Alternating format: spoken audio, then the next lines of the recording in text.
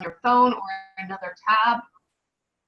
And just type in menti.com and use the code 461627 when you get to that page. And what you'll be able to do is respond to our questions in real time. Yep, some of you found your way. I see that. Thank you.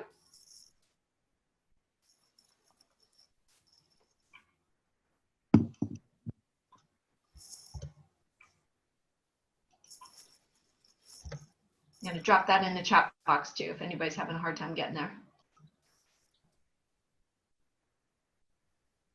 Dots was a new feature, so Christine and I decided we must clearly use dots. This is great. We're going to be able to have a good conversation. Lots of people have implemented a virtual program. Yeah. Give another minute. Yeah, this will be great. Wow. Thank you so much for participating. This really helps. Completing weekly further discussions as well as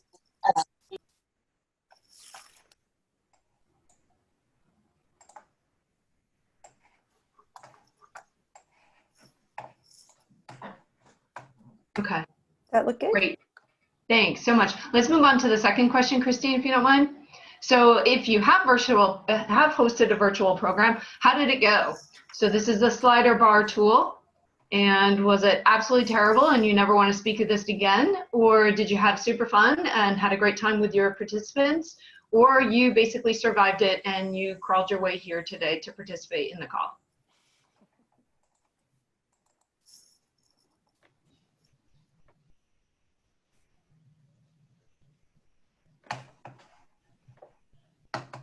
No, those are some very encouraging numbers. Okay. Survived it.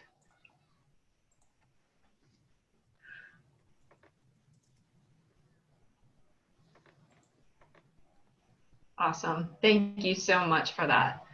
And if you, well, we got a few more coming in. Mm-hmm. We've got one more question for you just for our data gathering and understanding where our audience is.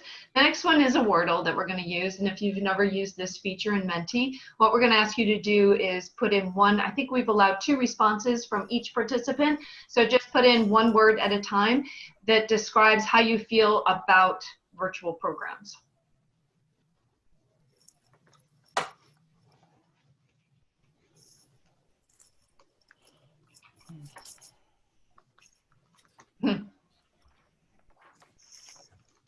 Inspired, yay. Oh, this is great.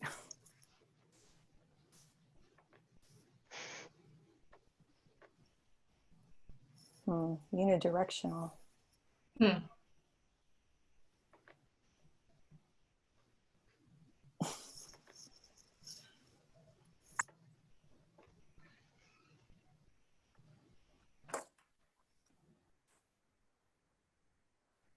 Exhausting, yeah. They're exhausting in a different way. Exactly. Oh, this is great. Did everybody have a chance to input a word? I think so. Thank you so much for that. Oh, we still got a few more coming in. So what Christine and I thought we would do today is share a couple different experiences that we had. Some were brand new programs that we ran and we had planned for face-to-face interaction, but we're told we couldn't do that, right? So we had to figure out another way forward. And then we have a few other programs that have run for several years face-to-face, but then had to pivot to online this summer as well. So we had a couple of different compare and contrast examples that we would like to share with you. But we do want to share with you, but we also want this to be a conversation. So please feel free to break in at any time and ask questions. Don't feel that you need to hold anything to the end. We're very casual about the approach that we want to take with this and definitely keep it more as a conversation. Christine, did you want to start with STEM ambassadors? Yeah, with responding to Kristen's question earlier. Hi, everyone. It's nice to be with this group. It's my first time being with you all. In terms of how did we even make the pivot and what did we try to keep in mind. I'm going to be speaking about a program that would have been in its 12th year. It's a 5-day residential program that we do on the Rutgers campus through 4-H. And it's called 4-H STEM Ambassadors. And the program serves kids from all over New Jersey. We're really focusing on kids from urban areas or underrepresented populations. And they come to campus for this wonderful immersive experience to get a taste of campus life, to develop their own STEM identity. We usually have them break them into small groups, and they work all day, one day with a Rutgers professor. They go to visit some labs, and they also get to meet with scientists on campus, and they also get trained to teach STEM activities back in their communities throughout the following year. So obviously we were not able to do that. And what we tried to do when we made the pivot is to really think about what elements of the program work the best. What were the key elements that we thought we could pick off and try to run in a virtual environment. And some of the things we really struggled with, and you guys might have too, are, technology access, Wi-Fi. Are kids working on their phones, or are they working on a laptop? And then there was all of Zoom fatigue. We ran this it normally runs in early July, and we did run it in kind of a 1-week time frame, but not every day. So we ran it on 3 separate days in a 2-hour time block in the late afternoon. And we tried to keep in mind, time frames and breaks, and but that was definitely a challenge. As far as our format, and Kristen, if you want to prompt me with the questions, that would be awesome. But we did, one important element of this program is the kids who come one summer and become ambassadors can apply to come back the next summer and be peer leaders. So we worked through our existing networks. We had these returning STEM ambassadors through our 4-H county agents in all the counties. We had, even though the kids weren't in school where we might normally recruit some new kids, we did have some existing contacts, teachers and community groups. So we were able to recruit a new group of STEM ambassadors, albeit not quite as many. We did 30 instead of 60. And we were able to bring back our returners. And so we worked with our returners a couple of times in advance on Zoom to prepare them for their leadership role and get them comfortable doing that on Zoom. And then, like I said, we did this 2-hour program on a Monday, Wednesday, Friday for the new kids. That's great. So our second prompt is what are those programs that you ended up choosing? So from your array that you decided that what would be the best fit to pursue online. So what did those programs look like? So one of the highlights of the week from our previous evaluations is what we call our scientist roundtables. So they're kind of like speed dating sessions. So we usually have 12 to 15 scientists from across campus meet with us in a big room, and each scientist kind of gives a 5-minute pitch about who they are and their science. And then they all go to separate tables, and they have a little sign with their name on it, and the kids get to choose who they want to go talk to. And they do 4 15-minute rotations, at the end of which they have to pick another scientist. And we have a limited number of chairs around each table, so if you don't get your first choice, you have to see somebody else. We were able to adapt that fairly successfully to a virtual format. We worked a lot in advance with the scientists. We adapted the program so we could get the kids into their breakout rooms by using Zoom breakout rooms pretty quickly, knowing that we probably, by the time 12 scientists take 5 minutes to give a pitch, that's an hour. That was too long. So we really worked with the scientists. They had a slide they showed. We asked them 2 questions, what's your favorite part about your research? And also in advance, we gave our students a Google form where they had to fill out, just choose what their top science fields might be, what they were interested in learning more about. So it wasn't a complete free choice as it might be in person, but we tried to preserve as much of that as possible. And then we had to work in advance to sort the kids out into the breakout rooms. Luckily, it worked out that everybody got at least 3 of their top 4 choices. And then the scientists stayed in one room and we moved the kids around. And I don't know how many of you guys have worked with Zoom breakout rooms. Unfortunately, you cannot, unless I don't know, you can't set the next room in advance. So you have to move people around in real time. So there's a bit of an awkward transition while you're moving people, in this case, kids around. But once you get everybody settled, then you can kind of start the clock on their breakout room. But it worked out fine. The scientists were very happy with it. They felt well prepared and supported.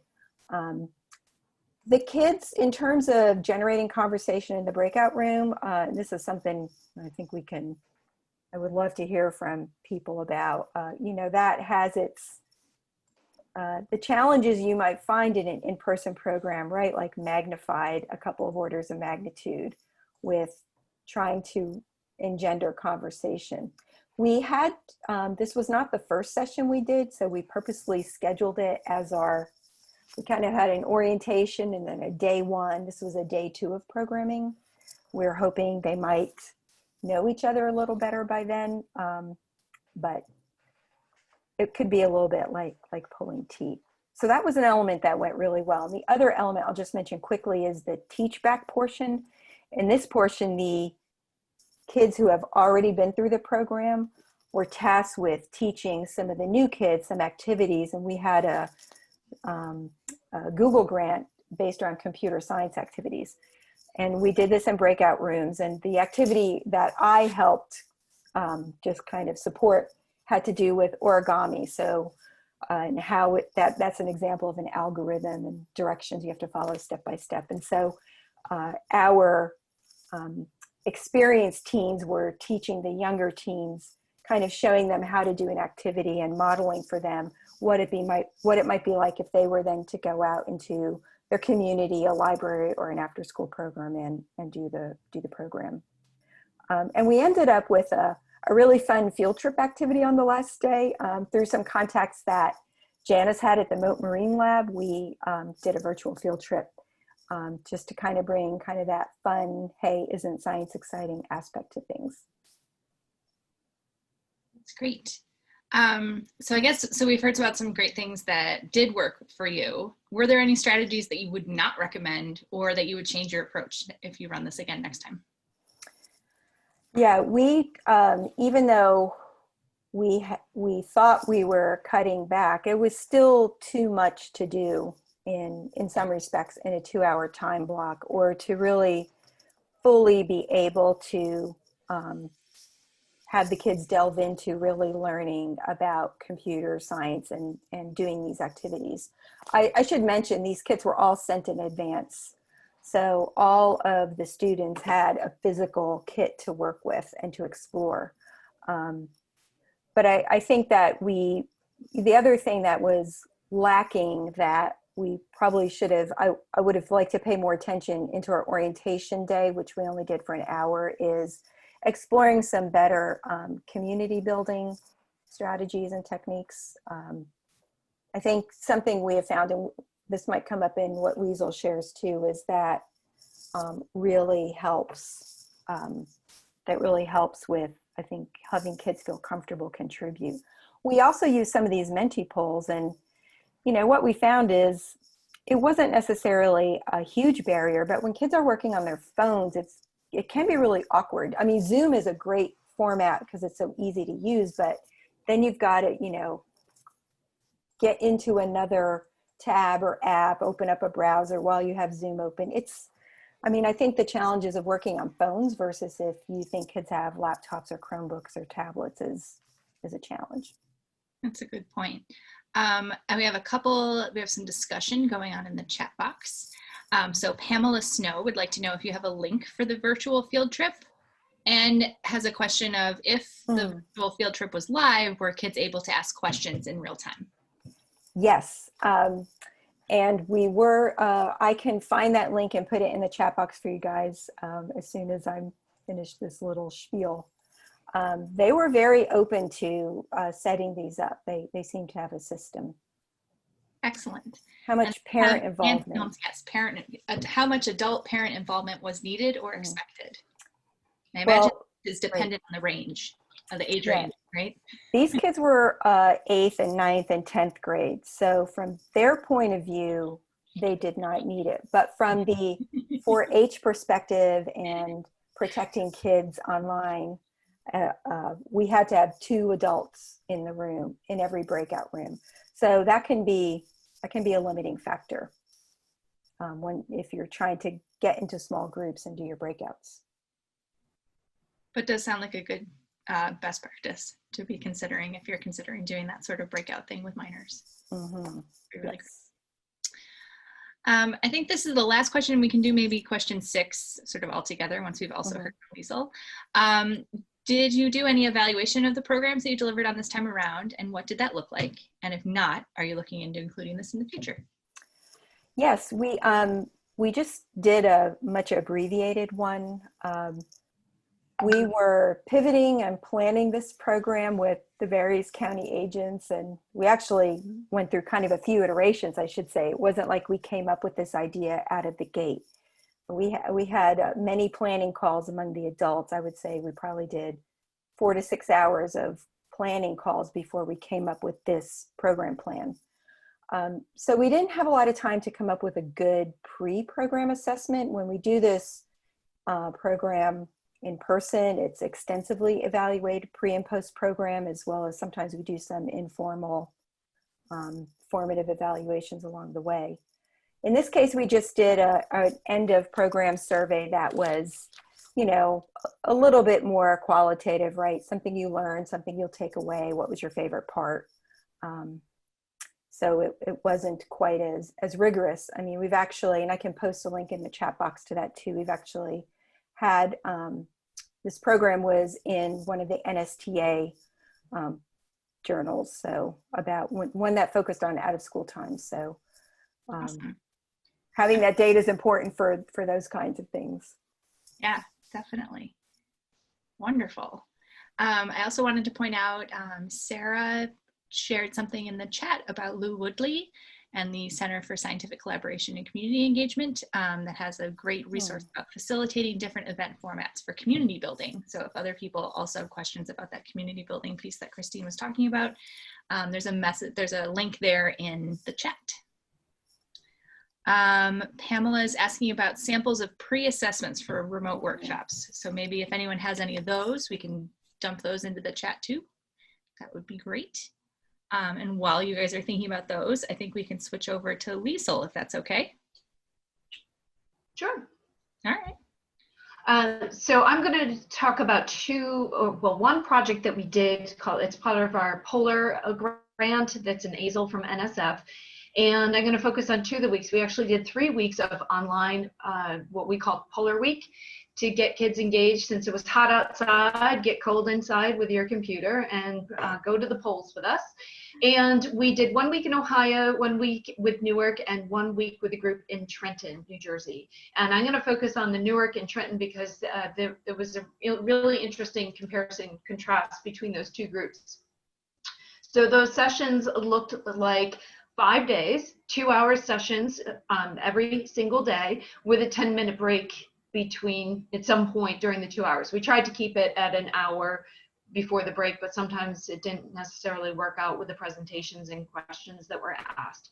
Each day focused a research scientist, and we featured their research. They did a PowerPoint and a talk, and we had some videos about their research, and then we tried to focus on an aspect of their data that would serve as the focal point of a hands-on activity that we did with the students. And that hands-on activity, I should step back, with the Newark group was different than the Trenton group, because the Newark group, we worked with the Newark public school system to get our audience for those workshops. And because we were doing that, we were beholden to using WebEx, which does not, well, Technically, it has breakout group feature, but if anybody's ever tried to use it, it's not a pretty sight. With the Trenton group, we had more autonomy, so we're able to use our more comfort zone Zoom as the platform, and that has breakout rooms that work seamlessly and are wonderful. So that was one plus minus the comparison between those two groups, and did, I think, impact the way that we were able to use the hands-on activities with the students. So each day we focus, like I said, on one scientist and one facet of research in either the Arctic or the Antarctic. And the students were able to interact directly with the scientists and ask questions of them, which they really, really enjoyed. One other plus minus, the Newark group, because Newark, if you're not aware, was a community that was exceptionally hit by COVID. So there were lots of social distancing measures and not necessarily well, we found out afterwards we could have left packets at a food drop-off location, but we were not made aware of that beforehand. So we made all the materials available in a shared Google folder for the event. And that lent itself to some difficulties with students being able to access them. Again, if they were sharing, in Newark, we had a group of students that were all sharing one mobile phone. So on top of just using a mobile phone and not a laptop, they were all sharing one device. So it was a bit tricky to get through all that, but they were able to manage the best they could. And we shared as much live on screen with them as possible. With the Trenton group, we collaborated with a community organization in Trenton. So they already had a community of practice, a community built around them. And that we slid into that group so much more easily because they were already comfortable with each other. And we were the strangers for the first day. And then after that, they embraced us and we were welcomed into their community. So it was really fun to be able to interact with them. We all say we wanted to give each one of those kids a big hug by the end of the week because they were just unbelievably adorable. There was full-on participation from the parents. Janice McDonald loves to share. At one point, we looked up, and in one of the screens, a mom was looking over the shoulder, watching what the kids were doing online, folding her laundry and listening in the meantime.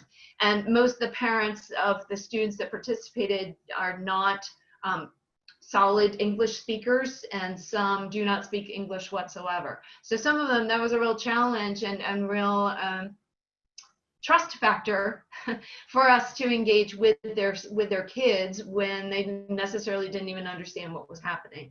So we felt it was a real honor and privilege to be part of that community, and they honored us and really were attentive and were amazing participants. And they were able to provide packets ahead of time, so they had their papers and they were all ready every single day. So that was a good opportunity for us to do that compare contrast if it works without giving the paper packet. So you can pull it off without any sort of handouts ahead of time, but we found that it really does help, especially the younger the student, the easier it is to roll out that information. The breaks, we definitely needed the break. Kids and adults all are suffering Zoom fatigue, so the more breaks and the more interactive, the better.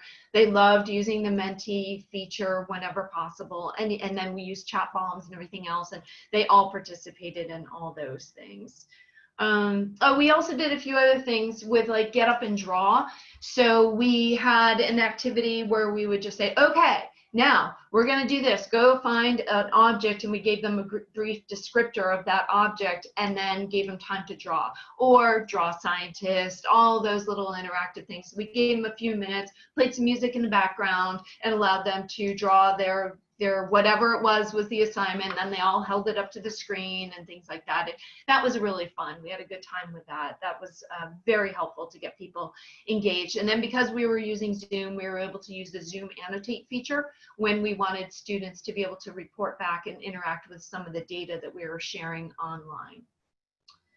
That's like a fire hose about those two projects that we did, but they were interesting because it was basically the same material, the same scientists presenting, but two fairly different interactions.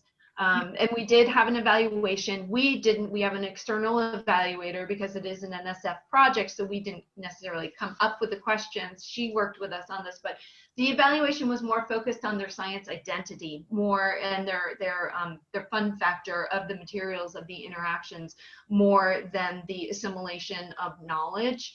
But we attempted, if you're familiar with data jams, we attempted to do a data jam at the end of both weeks. And we worked with Stephanie Besselmeyer, who's the wizard of data jams.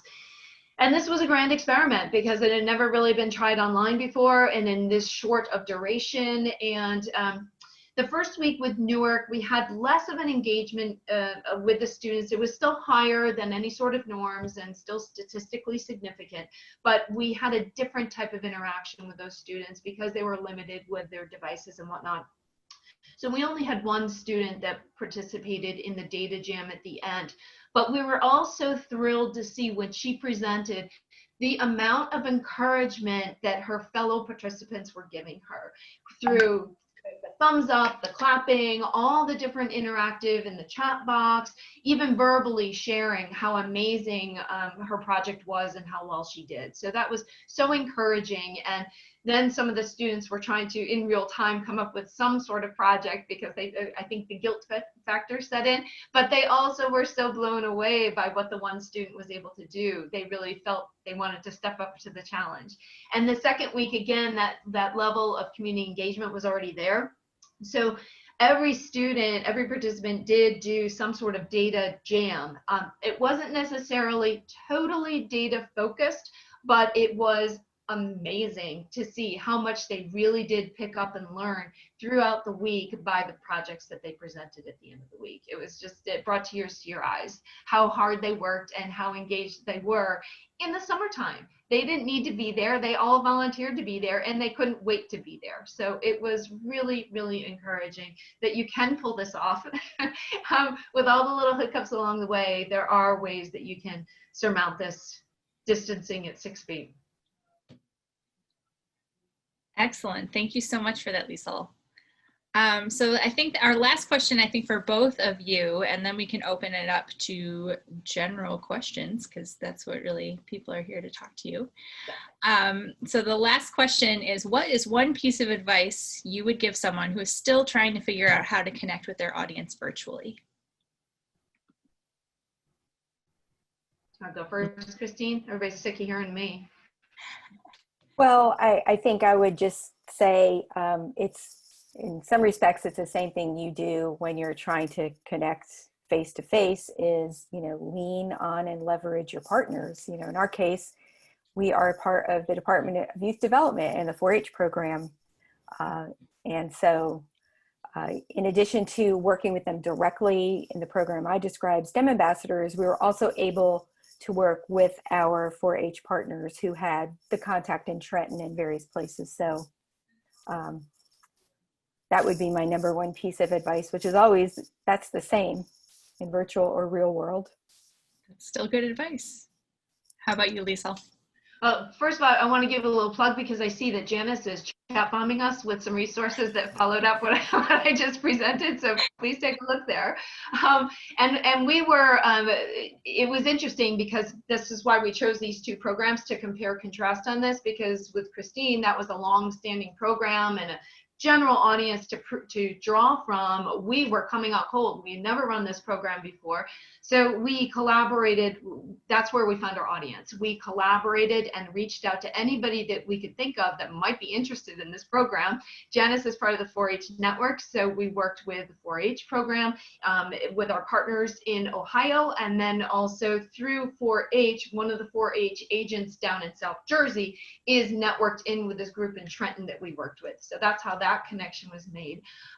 With the Newark group, it just happened that the head of technology is a friend and former colleague, current colleague of mine. And I picked up the phone and said, please help us. And is there any way possible to work with Newark public schools in this fashion? And it was a personal connection that was able to kind of mine through, if anybody's ever worked with a large school district, it can be very, very difficult to find the person that you need to work with to make things happen. So he was able to cut through all of that for us.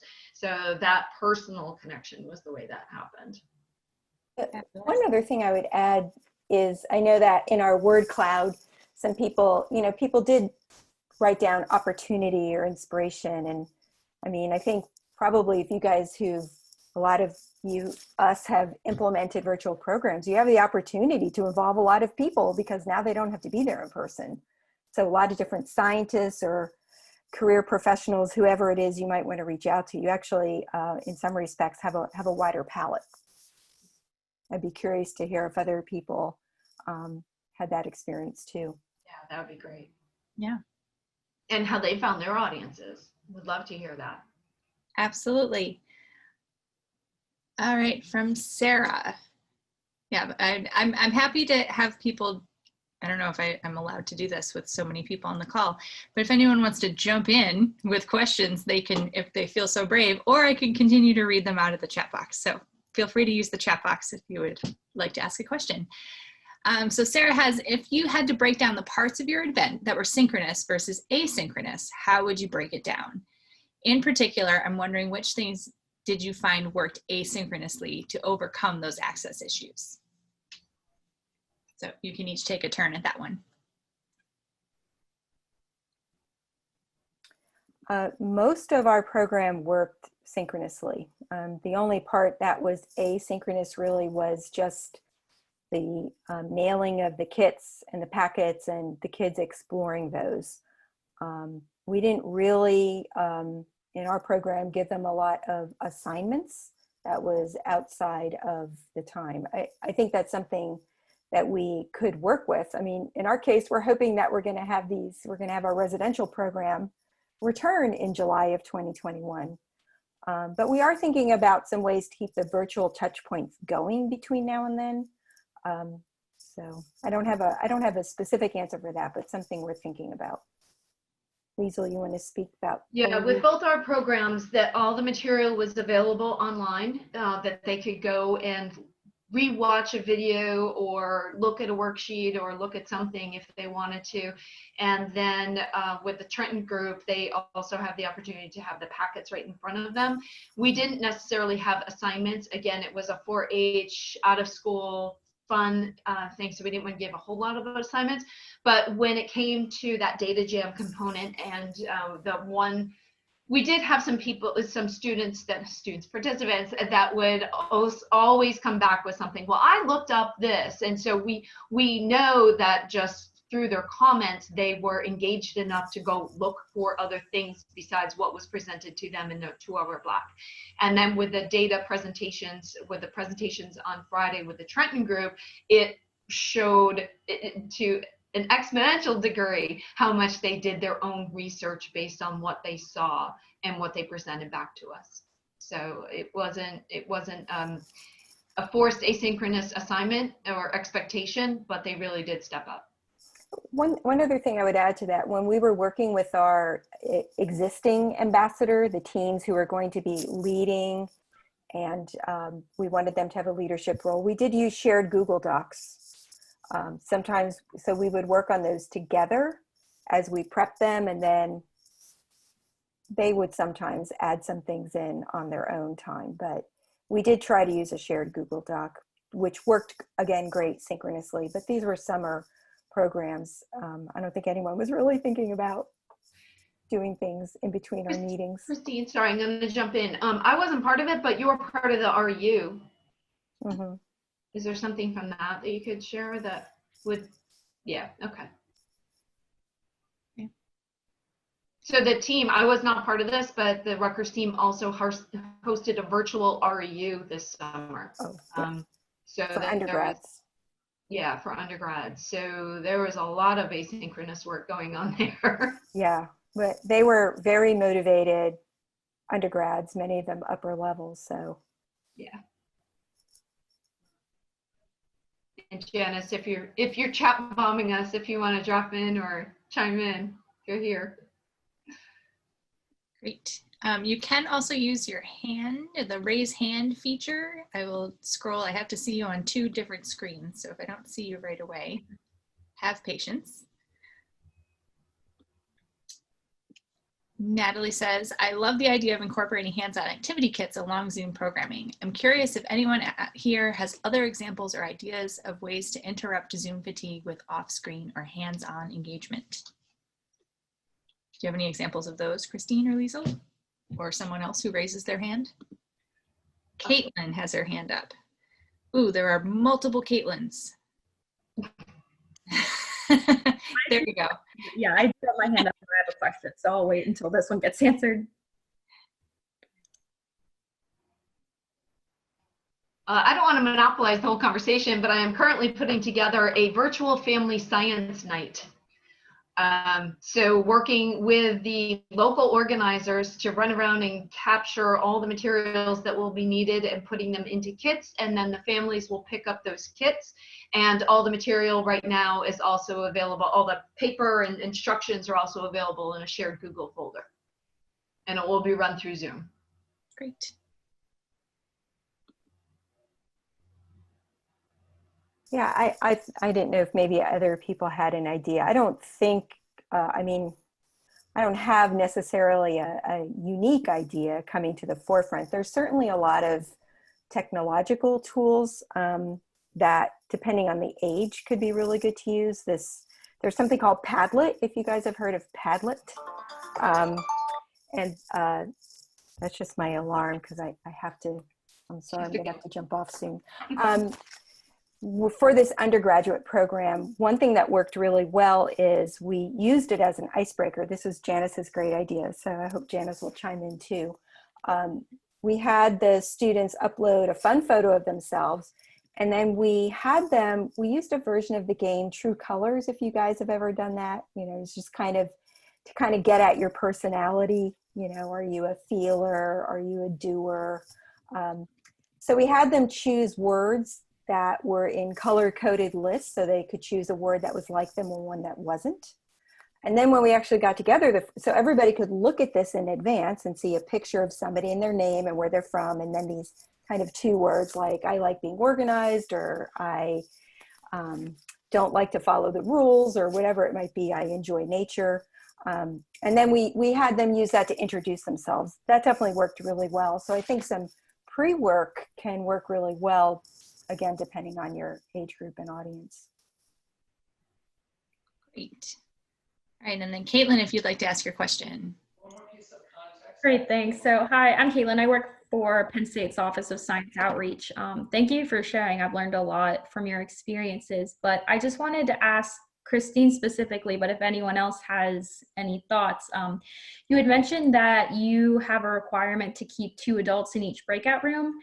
And I was wondering if you had any sort of plan if one of the adults ended up, you know, their internet cut out or something like that, because we have the same restriction. And, you know, in our in-person camps, we don't have the problem of a staff member just disappearing in the middle of a group thing. So I was just wondering if you had any plans for that, or if you had experienced that at all.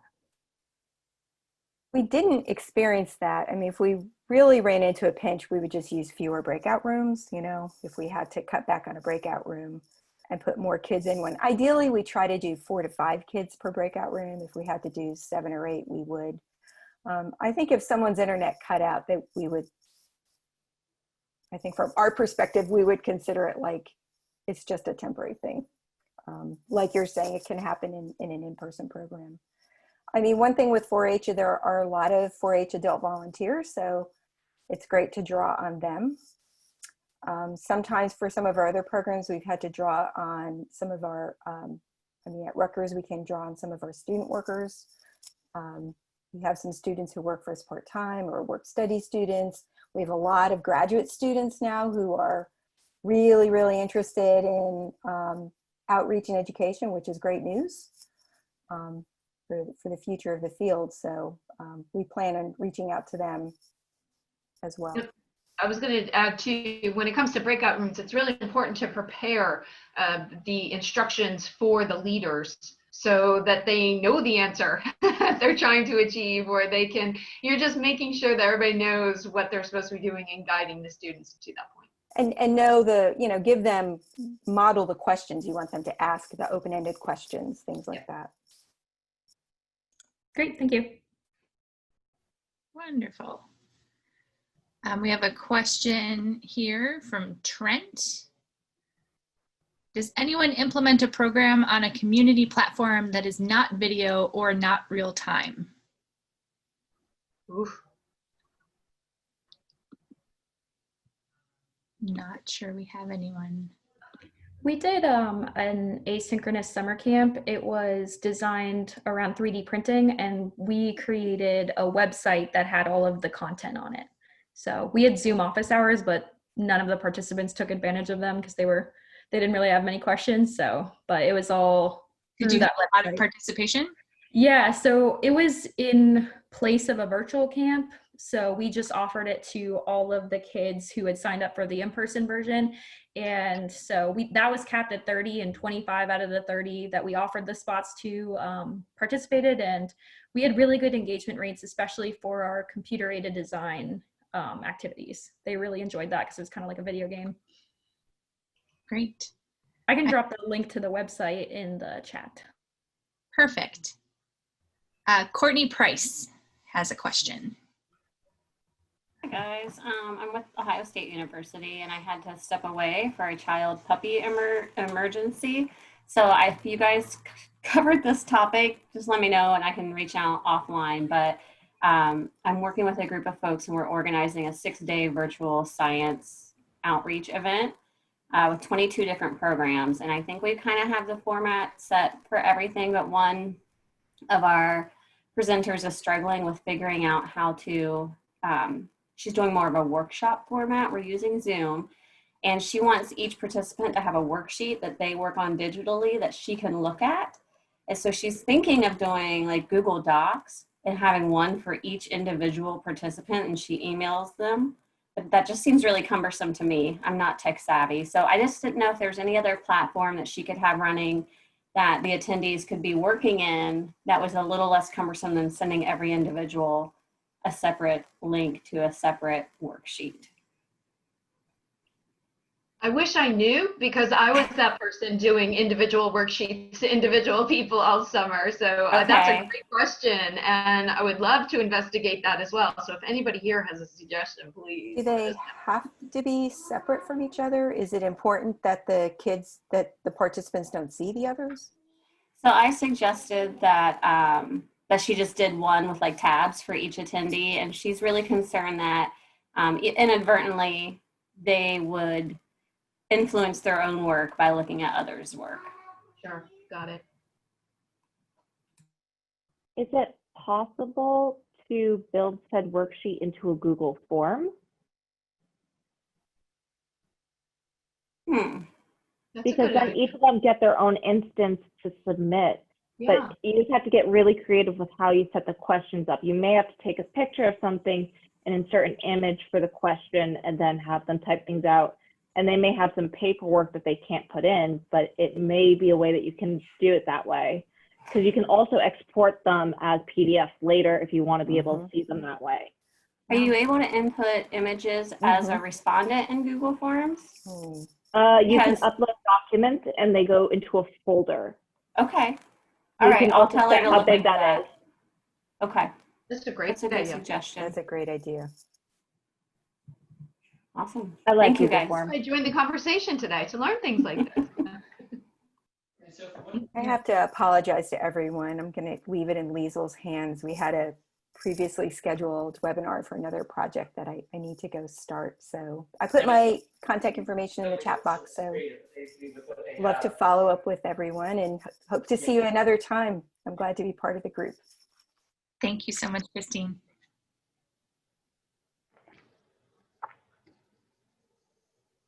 All right, do we have any other questions? Anybody else's hand up?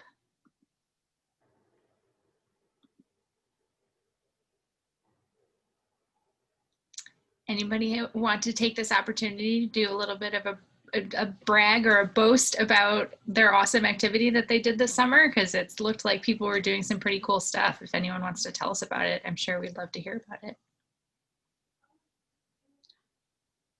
I'm wondering if Liz is still on the call, if she would be interested in sharing about data nuggets as a way to engage people remotely, if that's appropriate. Yeah, that sounds great. I don't know if Liz is still on the call. Megan, do you see? Hi. Oh, yeah. Sorry, I've been on mute also because I have a baby in the background, so. No problem. That's been my life the past 6 months as well.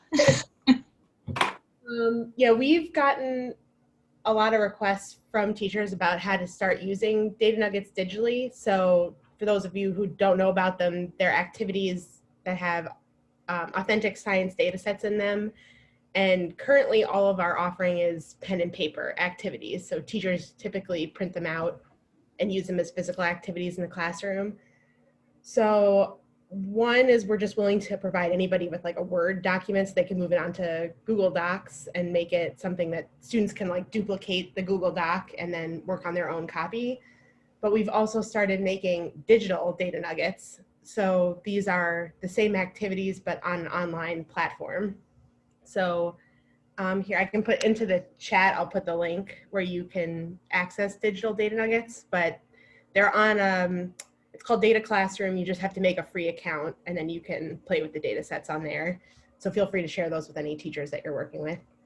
And so basically this is something we were working on before, but then it seems super relevant right now. And if you test them out, give me feedback on them because we're not totally sure how they work yet. We just started trying these out. So our goal would be in an environment where teachers can have paper and digital things, we could have a small sort of entry point data set in the physical copy where students can make a tiny graph and interact with data by hand, and then transition into a larger data set where they're now motivated to ask questions in this data set, and now they can go into a more challenging data set but be motivated because they've already like sort of gotten engaged with the question.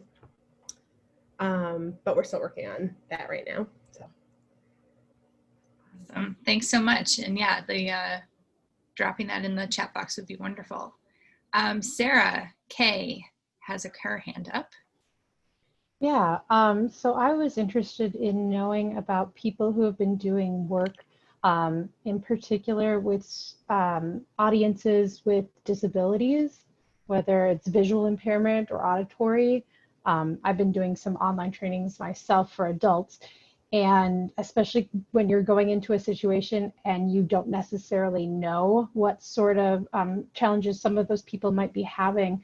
I know a lot of the general best practices for that, but has anyone found really unique ways to make their resources and the work that they're doing more accessible for those audiences?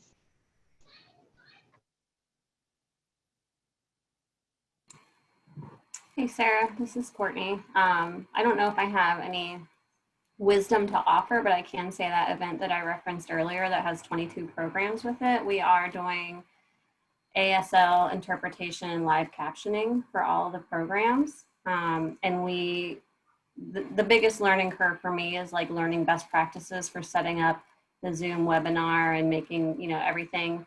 And there's a colleague that I have at Ohio State in astronomy who put together kind of like a guide how to set up your Zoom. And I doubt that she would care if I shared it. So if you want me to send it to you, I can.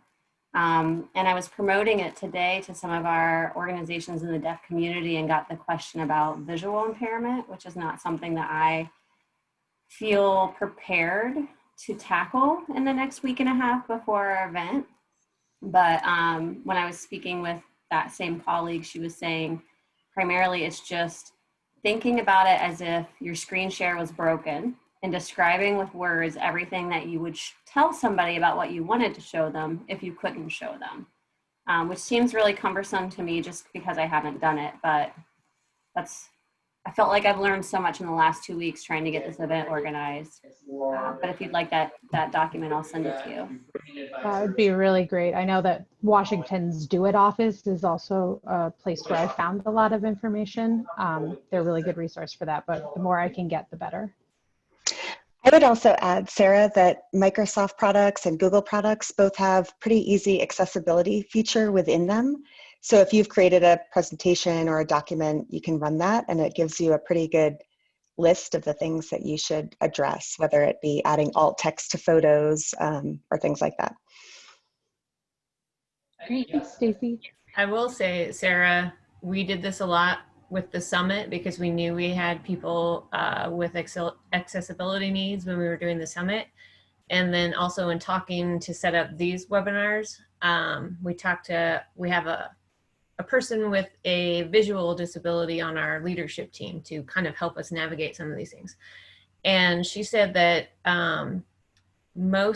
pretty much any software platform that has collaborative, like concept board or even the whiteboard here on Zoom, any website like that is pretty much that she just can't participate in because it's too much going around.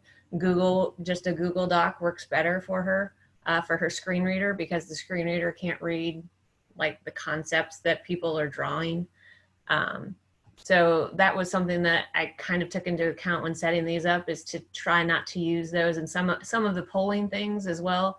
I'm not sure about Menti, but some of the polling software, she just can't participate in either because it doesn't do a screen reader for her and she can't respond fast enough. So those are just things to think about for the visually impaired. But we've done some other things with captioning. Zoom caption is not terrible, but if you can have the money to hire a captioner, that's what we did for the summit, and it was much more accurate and better, and we could print out the entire transcript afterwards. Thank you all so much. Great. I think we have time for one more question. Cynthia Brossman, you have your hand up.